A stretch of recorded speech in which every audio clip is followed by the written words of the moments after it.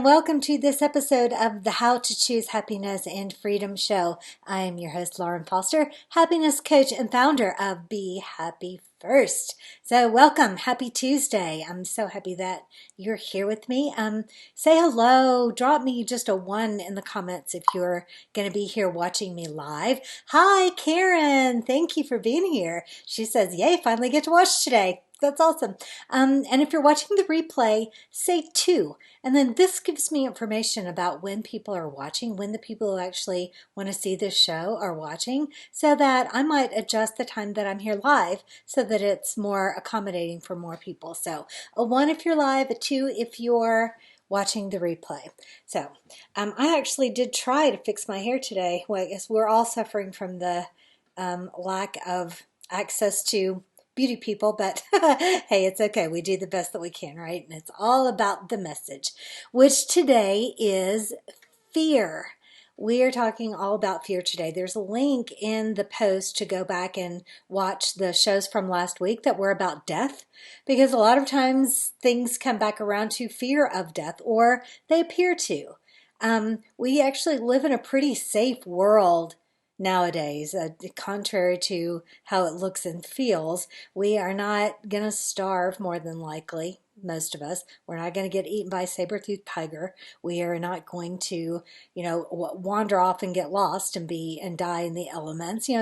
We don't live in the same kind of world that we did when our brains were evolving, and our fear mechanism in the deep part of our brain, in our amygdala, was developed. So fear is absolutely useful. It's what keeps you from stepping out into traffic and getting hit by a bus. Good morning, Tammy. Glad that you're here.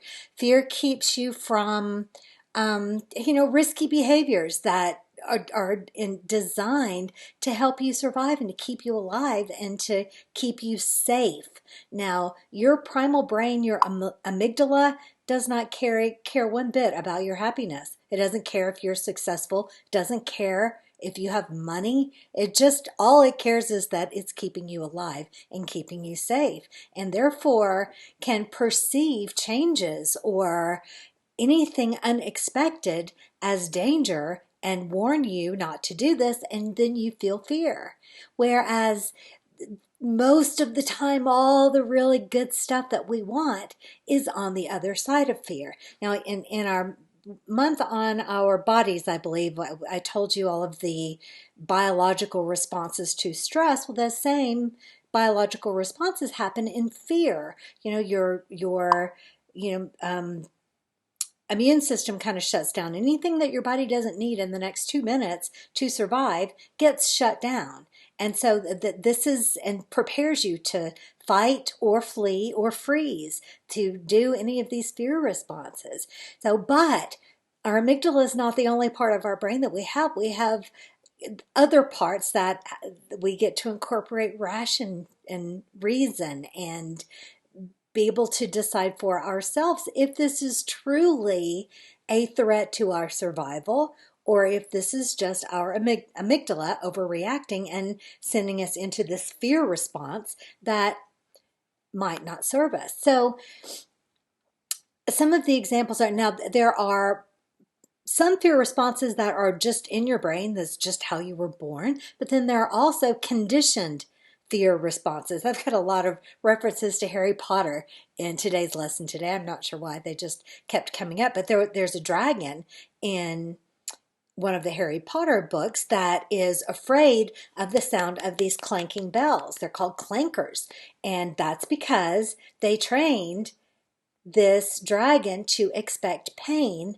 whenever it heard these clankers. So that's a conditioned response. The clankers aren't really going to hurt him, but he believes that they are, so he has that fear response and retreats. So we do this to ourselves all the time. We get some idea in our head that something is dangerous, that something is going to kill us, that something's going to hurt us, and we limit ourselves from experiencing life fully because of fear. I always like to say that it's never a good idea to make a decision that is rooted in fear. And I have a lot of examples in my life. A lot of my fear revolves around cars, automobiles. I love the what we're doing in the world right now, having so many fewer cars on the road. I think that's an amazing thing that we should try to figure out a way to do more.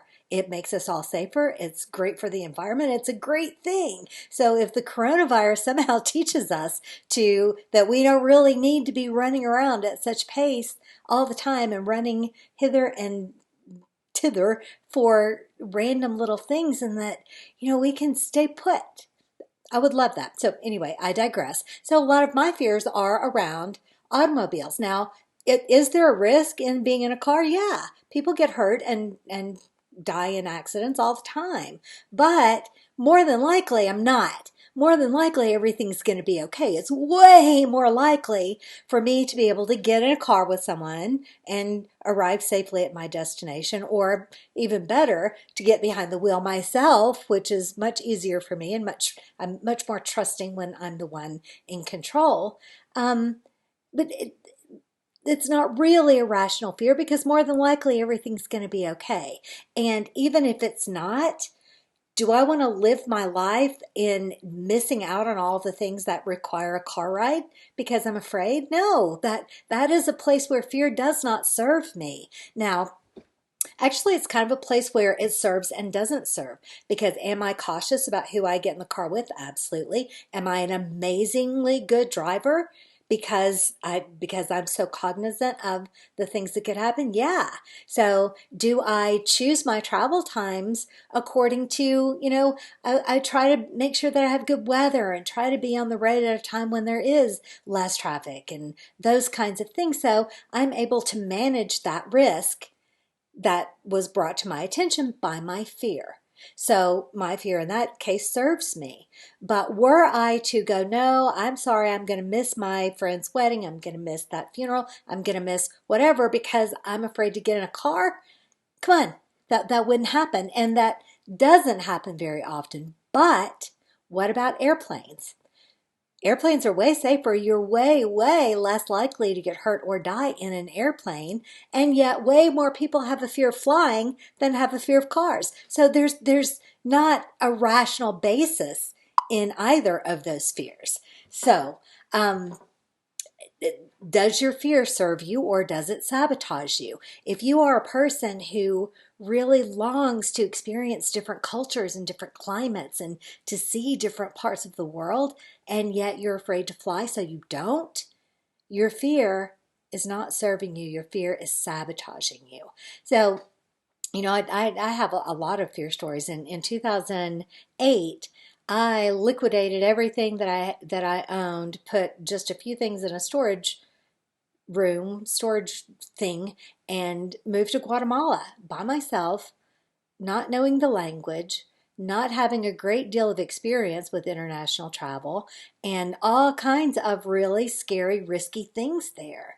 And yeah, I was terrified, but I wanted those experiences. I wanted that story. I wanted the growth that I knew I would have by moving through that fear and getting to the place that I wanted to be, which was on the other side of that fear. So, and again, fear served me by, helping me to be cautious, helping me to manage my risk and to keep myself as safe as possible while still allowing me to have the experience that I wanted to have. So look at your fears. What are you afraid of? There's all kinds of people have a lot of fun with an acrostic. Do you know what an acrostic is? I had to look this up. That's when you take the letters of a word and you make something out of it. So FEAR, false evidence appearing real, is the most common one, and that's an acrostic. There's also false expectations about reality, fantasy expressing as reality, face everything and rise, or face everything and run, face it, explore it, accept it, rise above it, forget everything and relax. People are playing around with this word a lot, so it is clearly a very important part of our existence as human beings. Now, we want to really resist making moral judgments as to whether things are right or wrong or good or bad. It's just always about, what do you prefer? What is in your service? What is sabotaging you? What's working for you and what's working against you? Doesn't make it right, doesn't make it wrong. It just makes it whether it's beneficial to your specific life that you're learning to live on your terms. So one of my other favorite things in the Harry Potter books around fear is there's a dark creature called a boggart that it is a shapeshifter. So it takes on the form of whatever the person fears the most. And the way that you banish a boggart is with a spell called Ridiculous. And you back that spell up with the power of laughter. So you take whatever it is that you fear and you make it ridiculous. You make it laughable, and you therefore take away its power. So we don't want to get rid of fear any more than we would want to get rid of the sensitivity in our hands that tells us when we're about to touch something hot. You don't want to get rid of that. It keeps you from burning yourself. Pain serves you, fear serves you. And so we're not talking about getting rid of it. We're talking about befriending it, extracting the information that it has that will help us, and then putting it in its proper place, in its proper perspective, along for the ride, but not making decisions for us. And then again, understanding and being willing. This is what we mean by courage. This is what we mean by bravery. Yes, I am afraid of speaking my mind because people might not like me. Someone might get mad at me. But overcoming that fear and doing it anyway is the courage and the bravery of living your life on your terms, no matter what anybody else has to say. See what I mean? So there's, some fears have a basis in fact, some don't. Fear of public speaking is, on the surface, no one died from public speaking, or not very many, and that was probably not the underlying cause, but we have also a deep-seated need for social connection and acceptance, which is still based in our primal minds, because as we were evolving on the planet, we needed community. If we were cursed with death, which is a common phrase among primal societies, that no, you have broken our laws, we no longer see you or accept you. This is as good as killing them, because they die without the acceptance of their community and without the support of their community in this rugged world that we grew up in, that we evolved in.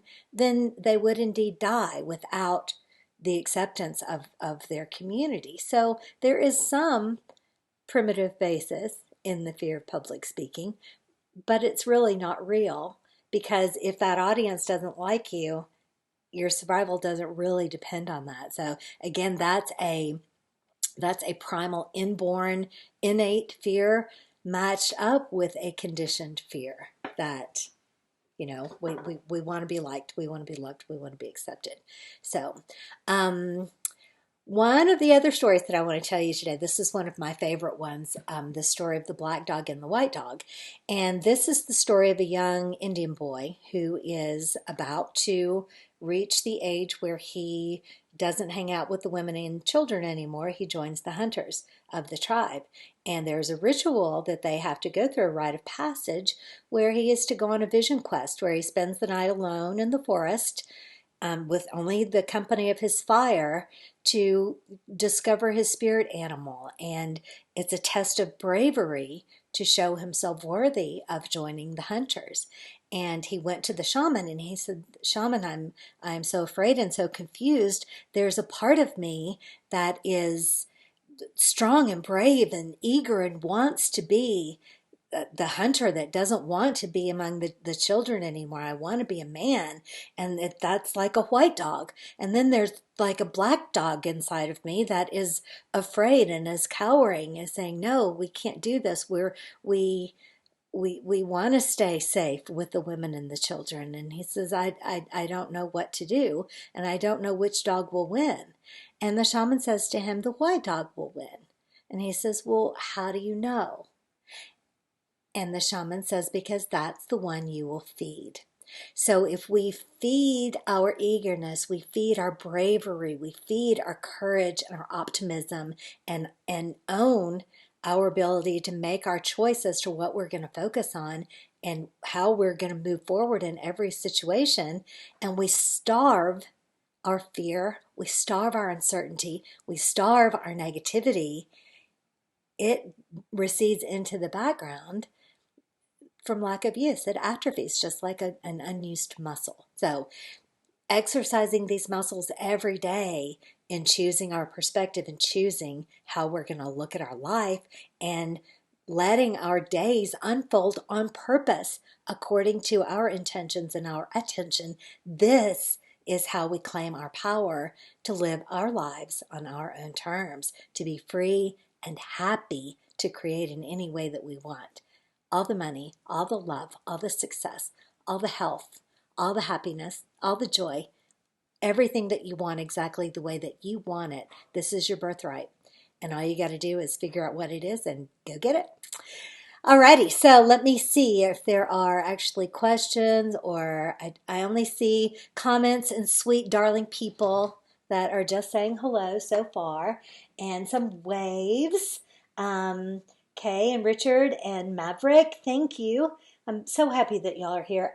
There's a watch party going on over here. I don't know if it's mine or Allison's or who exactly did that. So, but I'm really happy that everybody was here with me today. Let me know your thoughts. You know, I kind of tend to mouth off a little bit about how badly we're overreacting to everything that's going on. Well, at the same time, I do see all of the gifts. This pandemic is still not even as bad as the flu is every year, and yet, you know, we don't shut everything down during flu season. So, it's a time when, you know, it's always okay to speak your mind, and I would love to hear what you have to say. And so I'm going to be back here on Thursday. We're going to talk a little bit more about fear, and we're going to put some, if I can think of some, I'm not really thinking of any specific activities that we can do around fear, but we'll see what I can put together for you on Thursday show at 11:30 right here on the Be Happy First page. In the meantime, remember, happiness is a choice, and you can always choose to be happy first. I'll see you Thursday.